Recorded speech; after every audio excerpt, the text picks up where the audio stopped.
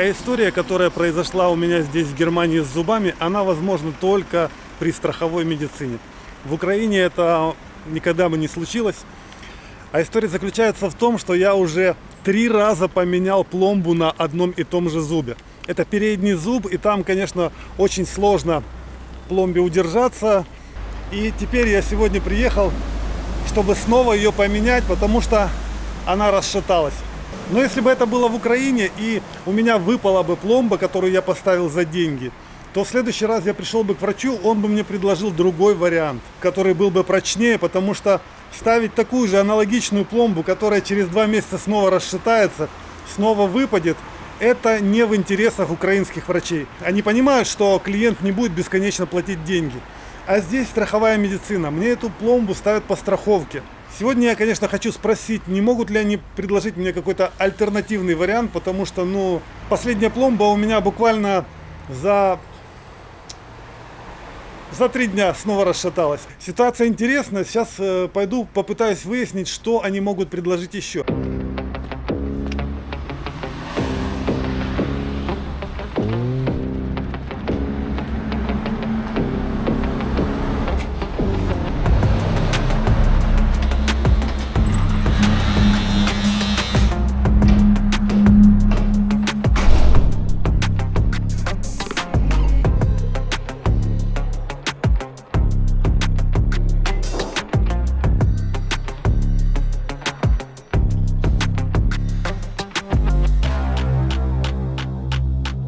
Все, друзья, я вышел от стоматолога.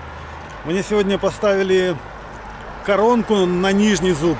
Железную коронку, я надеюсь, ее сейчас не видно.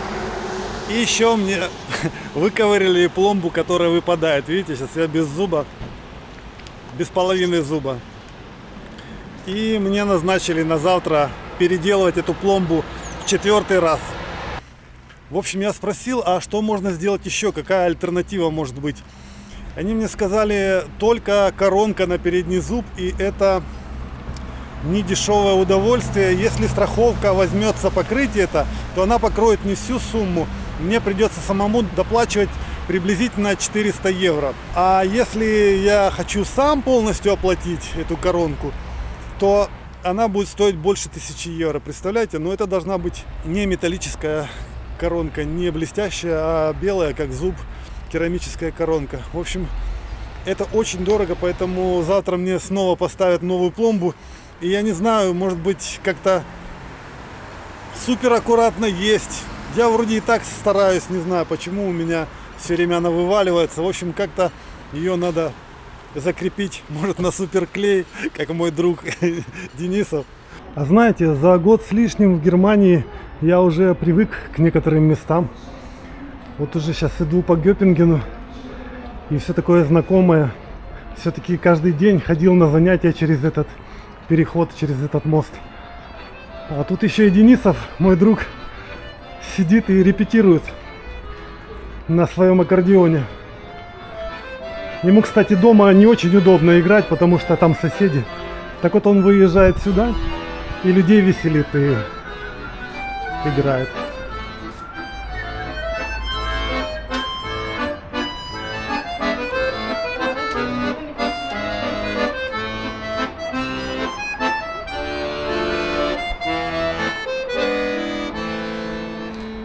Привет, Даня. Ты репетируешь, что ли? Да, я тут занимаюсь.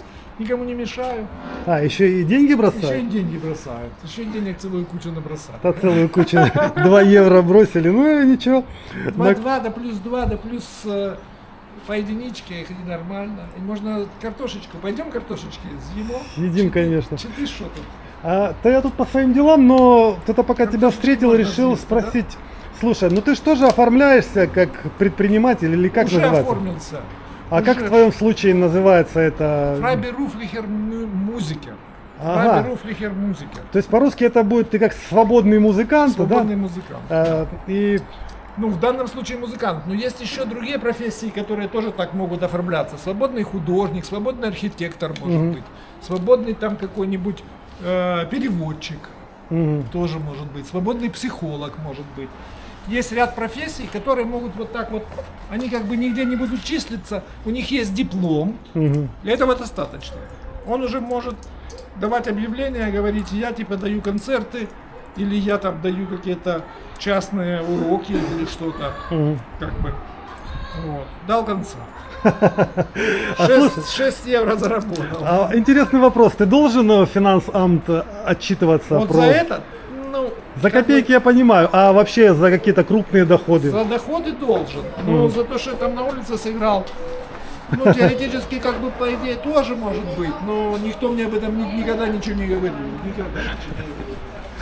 Ну ясно. Ну уже ж за 5 евро никто тебя Это спрашивать не немножко будет. Смешновато, да. Смешновато, знаешь, сказать, я тут у вас на улице поиграл. Они скажут, ну играй дальше. Если бы я там зарабатывал что-то действительно такое, какие-то большие деньги, знаешь, я у вас на улице поиграл, заработал 1000. Тогда да, конечно. Так ты приглашаешь покушать картошку? Конечно, на картошечку. Так, Бургер Кинг. Сейчас будем угощаться картошечкой. Почем картошечка здесь? По 3. 3 евро, да?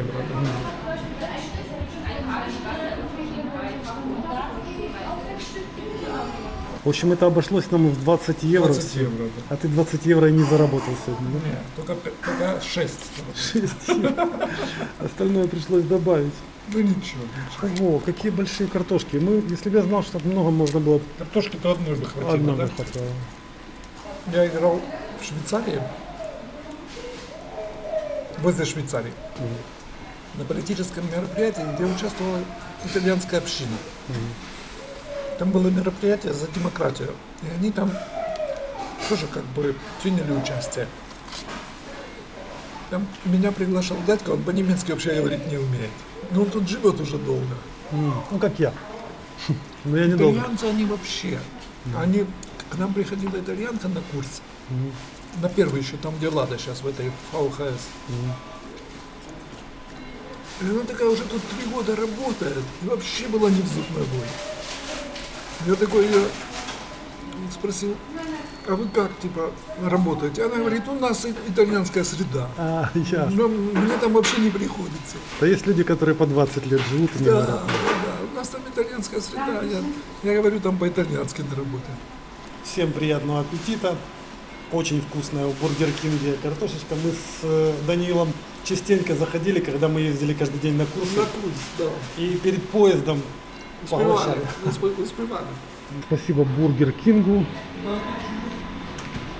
Через.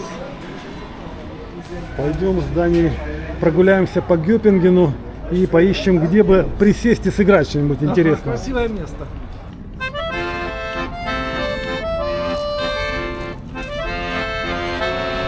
Ты прикольно снимаешь уже, да?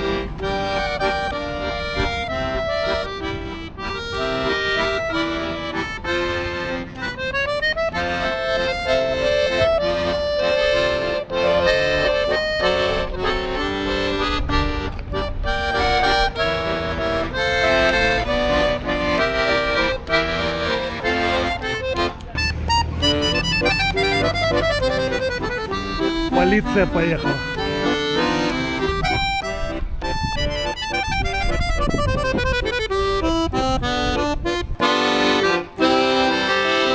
Браво! В итоге мы с Данилом поменяли 5 локаций, записали 5 дублей. Но я вам показываю здесь отрывочки, а если вы хотите посмотреть полное исполнение, весь вальс, то заходите на канал Даниила Денисова.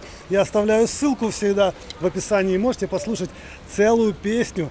Вам будет интересно. До скорого. Без баль.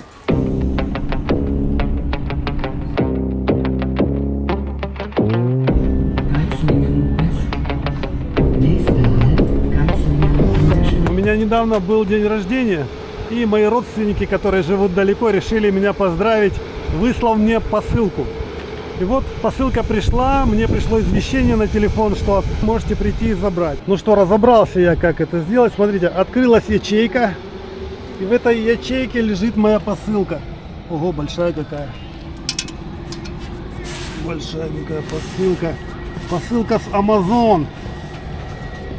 Вау, но она не тяжелая, одной рукой держу. Сейчас распечатаем. Покажу вам, что здесь есть в этой посылке. Можно даже вот прямо здесь.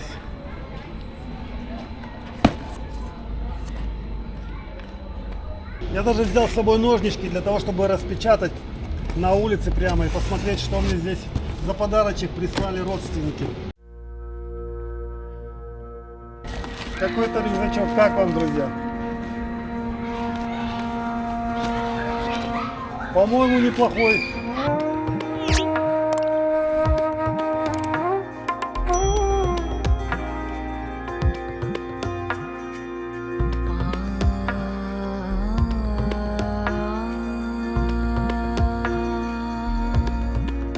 Как ни печально, друзья, но мы вынуждены были с мамой снова идти в больницу из-за глаза. Сейчас вот выходим уже, Лада в аптеке покупает новые капли. Были в больнице из-за того, что у мамы была очень сильная боль в глазу. После того, как мы перестали уже капать капли, те, которые противовоспалительные, ей назначали после операции. И через несколько дней по прекращению этого лечения, в общем, у нее началось воспаление снова в глазу. Сейчас она не может открыть глаз даже. Also, ciao. Все нормально? Ja, in Kamin.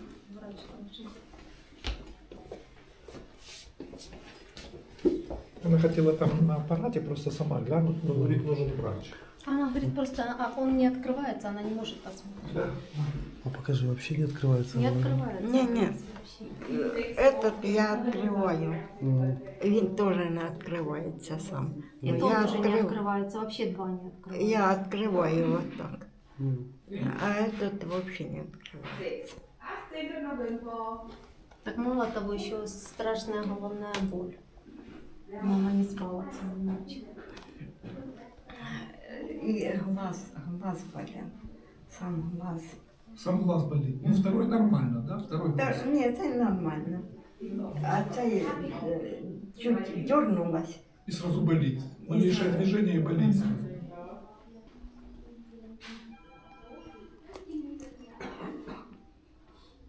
Sollen wir gleich einen neuen Termin ausmachen, Frau Schubert? Ach, Sie holen es für jemand. Она сказала, что вам надо против глазного давления капать Лада сейчас купит в аптеке или возьмет. Рецепт дала на капли, которые против давления. Давление дает головную боль. И капли, боль. и антибиотик тоже какой-то, только И боль. другой. Да, и такие капли типа тех, которые вы принимали, тоже назначены. А операцию не надо переделывать? Ничего не говорили? Сказала, что через неделю будет ее муж смотреть, который делал операцию, он лучше сможет разобраться. Она не знает, она видит, что Да, красное, что плохо все, она назначила пока там. Да. Она говорит, он лучше понимает, он посмотрит через неделю. Ну, возможно, что если капли покапать, то и боль пройдет. Да, возможно. Даже, да, я спросил про от головы, надо ей принимать, там, если у нее головная боль. Она говорит, возможно, это из-за глазного давления, она сейчас капнет и у нее пройдет.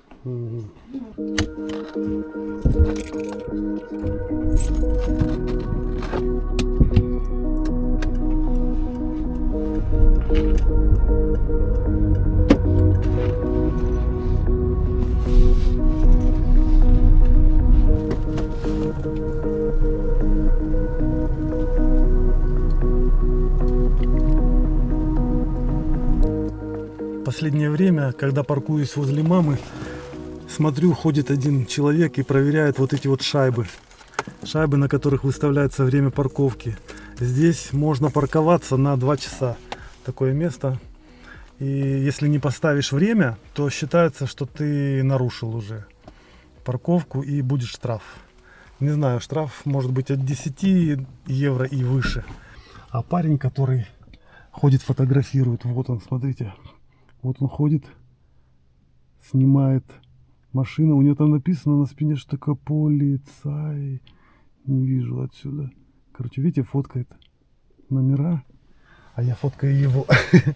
И все, я уезжаю. Так он меня предупредил. Но у меня вообще-то на самом деле было выставлено время. Я перед этим останавливался возле Нельмеца.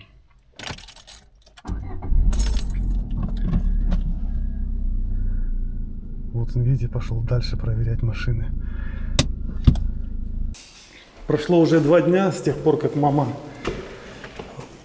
ходила в больницу к окулисту. Как, мама? Я смотрю, у тебя глазик открывается уже, да? немножко? Слава Богу, лучше. Ага. Ну, правда, он выглядит, конечно, не самым лучшим образом, но хотя бы открывается. 2 дня назад вообще ничего не открывалось. Болит вообще? Глаз видит что-нибудь вообще? Ну так, облачко Вот так видите руку? далеко и В тумане, да? Вообще В тумане. стоит на месте зрачок. То есть голова болит, да? В общем, мы уже жалеем. Не все время голова болит. Ну, лучше его может. Лучше, да. Знали бы, да, мама, как пойдет операция эта, то вообще бы не делали. Конечно, нет. Просто когда тебе делали в Украине, то она прошла быстро, незаметно, все было хорошо, и думали, тут точно так же получится. Ну, было небо и земля, да, там было 3 дня, и мама уже видела, в общем-то, хорошо. И в этот раз просто получилось, что рано отменили капли, я так понимаю, и началось опять обострение, вот. Ну да. Да? Мама говорит, прямо в тот же день вечером началось обострение, но она нам не сказала. И Да мы... я не обратила внимания. То есть оно недолеченное, его Да, сколько это надо, надо пока было капаем, еще пока несколько хорошо, дней. да? Мгм. Перестаем капать, становится плохо. Мгм. Но мы же боялись, могут быть побочные явления, если много антибиотиков. Раз доктор сказал, не нужно капать больше, Да, то не доктор нужно. просто нас немножко обескуражил тем, что он сказал, что все, это уже нормально, и можете идти домой, через полгода приходите, проверяйтесь. Через полгода, то есть, ну, глаз недолеченный. Я просто не то, что я там хочу там сказать, что плохо, все возможно, так и надо. Просто мне тоже надо как бы делать операцию по-женски. Я теперь немножко задумалась, надо ли делать операцию, и немножко стала бояться, ну, как бы бояться операции. Ну, Сделают это- операцию, отпустят Да, домой, я у не- тебя не заживет, да, и там надо будет как-то снова термины назначать, снова ждать, Ну или да. по скорой уже ехать, да? Ну вот как просто пример живой, вот как может быть, что мы в принципе уже немножко даже жалеем, да, что пошли, можно было и без операции. Ну, мы же думали, Они так, сами как предложили. нам первый раз делать. М. Они нам предложили, врачи сами предложили. Мы не вообще... Ну да, я рассказывал уже, мы пошли с тобой очки попросить новые, да, типа Ну вот да. проверить зрение. А вышла такая вот история, которая длится уже несколько месяцев. Первый поход к врачу был еще в начале августа. Но будем надеяться, что все это все-таки заживет, и мы все-таки сможем еще и вязать, да, Ольга Владимировна? Надеюсь. Там уже твои заказчики все ждут носки.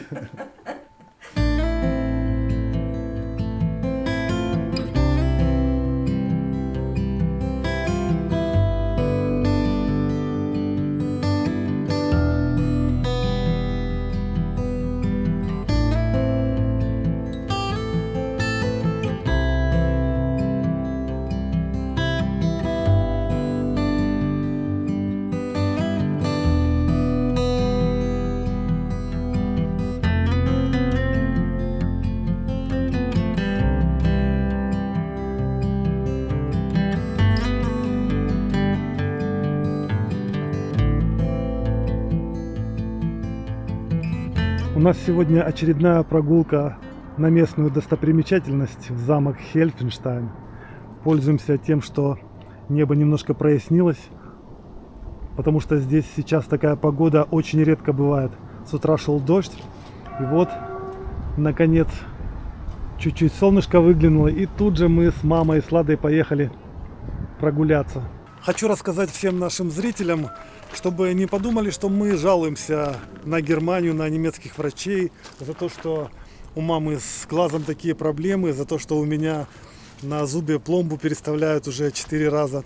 На самом деле мы вообще не жалуемся, мы вообще удивляемся немецким врачам, ихнему терпению, ихней толерантности, ихней культуре. Я думаю, эти проблемы у нас могли возникнуть, например, потому что мама иногда бессознательно трет глаз. Вполне возможно. Может, конечно, просто из-за возраста. Может, карма, всякие такие вещи. У меня с зубом, например, проблема, потому что пломба в таком месте, что, в принципе, любой врач, если ее туда поставит, то она будет крошиться, потому что там большая нагрузка и тонкая стенка. Так что, на самом деле, мы всем довольны. И Еще мы хотим поблагодарить зрителей за лайки и за комментарии. Такое количество лайков, такое количество комментариев хороших. Спасибо вам большое. Всем. Мы вас любим. Благодарим врачей, благодарим зрителей, благодарим Германию. Она действительно для нас много делает. А вы, друзья, подписывайтесь на наш канал, ставьте лайки и смотрите наши новые видео. Moon in the sky, I'm looking at the moon in the sky. It shouldn't come as a surprise, but I can't sleep. War in my mind, I'm trying to fight a war in my mind. I don't know who's the winner tonight, but it ain't me. Where are you now? When my fears are worse than ever, when the night goes on forever, when I'm losing track of time. Where are you now? When I need you more than ever, when I ain't got shit together.